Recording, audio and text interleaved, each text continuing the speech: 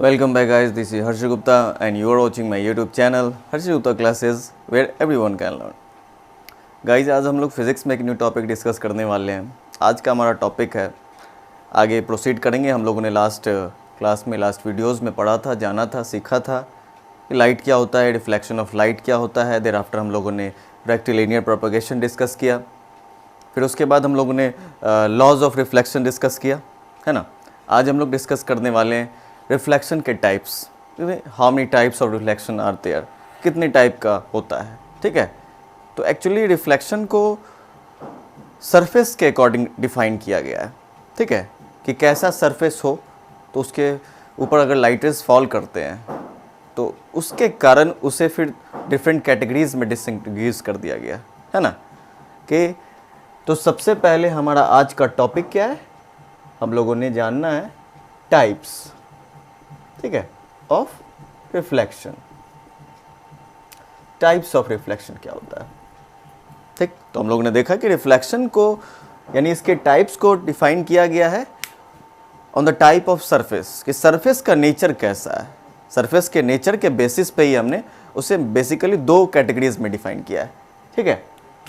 तो यहाँ पे नोट करने वाली बात यह है कि सबसे पहले जो रिफ्लेक्शन हो रहा है, ठीक है, उस रिफ्लेक्शन को उसके टाइप्स में जो डिस्टिंग्विश किया गया है, कैटेगराइज किया गया है ऑन द बेसिस ऑफ, उसका बेसिस क्या है, उसका बेसिस है सरफेस का नेचर, ठीक है, सरफेस का नेचर, कि सरफेस कैसा है, प्लेन है, रफ है, स्मूथ है, क्या है। बेसिकली हम लोग दो ही टाइप का सरफेस देखते हैं, एक या तो प्लेन हो या तो रफ हो, ठीक है। तो यहाँ से आपको समझ में आ रहा है कि यानी ये सरफेस दो टाइप के मेनली, तो रिफ्लेक्शन के भी दो टाइप हो गए, है ना। तो देखते हैं सबसे पहले, तो इसके टाइप्स की अगर हम लोग बात करें तो दो टाइप्स हो गए। एक हो गया आपका regular reflection, regular, and second one is irregular, irregular, ठीक है, ओके। इर्रेगुलर रिफ्लेक्शन को डिफ्यूज रिफ्लेक्शन भी कहा जाता है, ठीक है।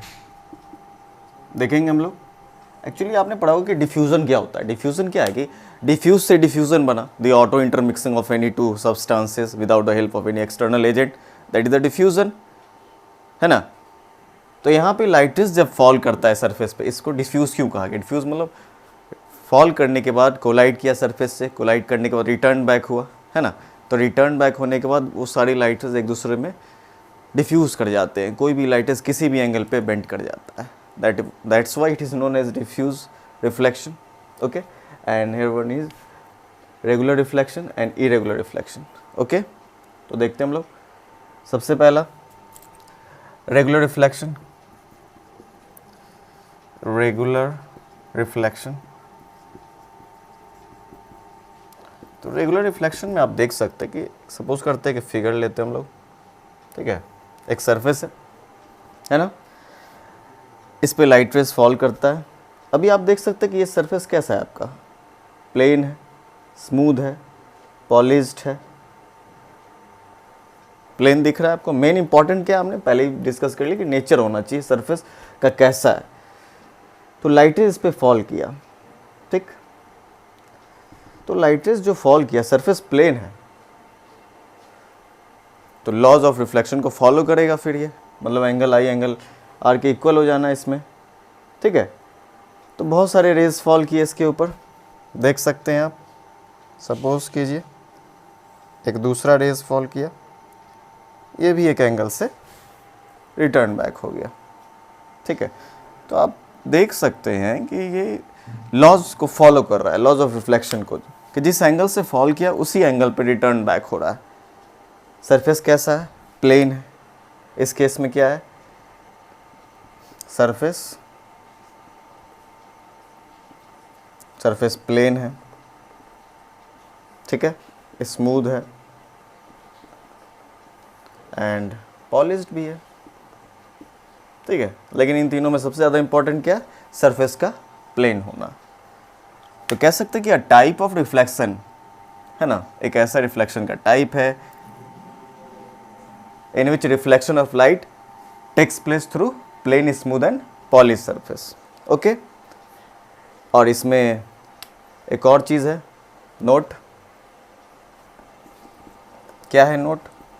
तो नोट इम्पॉर्टेंट यहाँ पे ये है कि angle I equal to angle R always, मतलब हर केस में रेगुलर रिफ्लेक्शन में ये इसने फॉलो करता है लॉ को। ठीक है, देख सकते हैं guys, have a look on the board. आपने देखा कि जब लाइट रेज फॉल करता है तो सरफेस से टकराया, कोलाइड किया, एंड कोलाइड करने के बाद रिटर्न बैक हो गया। ठीक है, तो यहाँ पे आपने देखा कि सरफेस का प्लेन होना, स्मूथ होना एंड पॉलिश्ड होना, अगर ये है तो रिफ्लेक्शन कैसा हो रहा है? रिफ्लेक्शन हमारा रेगुलर हो रहा है। और इस केस में angle I equal to angle R always, मतलब इंसिडेंट रे के कारण जो एंगल ऑफ इंसिडेंस बन रहा है एंड रिफ्लेक्टेड रे के कारण जो एंगल ऑफ रिफ्लेक्शन बन रहा है, दोनों इक्वल होंगे। ठीक है, it means it follows the laws. Second one हमारा क्या है? सेकेंड देख सकते हैं गाइज, अब लोग ऑन द बोर्ड, इरेगुलर की बात करते हैं। इरेगुलर रिफ्लेक्शन है ना। यहाँ पे एक फिगर हम लोग लेट कर रहे हैं, लाइट इज फॉल किया, ये सरफेस हमारा कुछ भी है, दिख रहा है कि प्लेन नहीं है, मतलब रफ समझिए। फॉल किया, रिटर्न बैक हो गया, फॉल किया, रिटर्न बैक हो गया। ठीक है, फॉल किया, कहीं भी चला जाएगा, डजेंट मैटर कि किस एंगल पे जाएगा, क्योंकि सरफेस ही प्लेन नहीं है, तो किसी भी एंगल पे ये रिटर्न बैक हो सकता। दैट्स वाई आप कह सकते हैं कि rays after reflection are getting diffused, that's why it is known as diffuse reflection also, है ना। तो इस केस में आपने क्या देखा कि सरफेस कैसा है? सरफेस रफ है। ठीक है, रफ। ओके, तो स्मूथ पॉलिश की तो बात ही नहीं करेंगे, हम लोग नेचर की बात करें तो इसमें प्लेन था तो इसमें रफ हो गया, रफ कह सकते हैं, या फिर इरेगुलर सरफेस कह सकते हैं। इरेगुलर है सरफेस, दैट्स वाई ये इरेगुलर रिफ्लेक्शन भी हो गया, है ना। एंड दूसरा क्या है कि इसमें नोट की बात करें हम लोग, ये फॉलो नहीं करेगा। इस केस में हम लोग देख सकते हैं कि angle I is not equal to angle R, नहीं वो उसमें ऑलवेज इक्वल हो रहा था, इसमें कभी भी इक्वल नहीं होगा। ठीक है, अब लोग ऑन द बोर्ड गाइज, हम लोगों ने टाइप्स ऑफ रिफ्लेक्शन डिस्कस किया। तो बेसिकली दो टाइप्स होते हैं, ठीक है, रेगुलर एंड इरेगुलर। देख सकते हैं रिफ्लेक्स, सबसे मोस्ट इंपॉर्टेंट बात क्या है यहाँ पे कि रिफ्लेक्शन के जो टाइप है उसको डिफाइन किया गया रेगुलर इरेगुलर में on the basis of surface के नेचर पे। और सरफेस का नेचर कैसा है? मेनली हम लोग बात कर रहे हैं, या तो वो सरफेस प्लेन होगा और नहीं तो सरफेस रफ होगा। ठीक है, have a look on the board guys. ठीक, these topics are very much important for any exam, okay, so please pay attention, and if you have any doubt, any type of query, then you can drop it into the comment section box, है ना, and I will try to answer them. And if you like my video, then please hit the like button and also press the bell icon, okay, and thank you for watching my video, okay, and please don't forget to subscribe my channel, okay, thank you, and stay updated. Have a look on the board.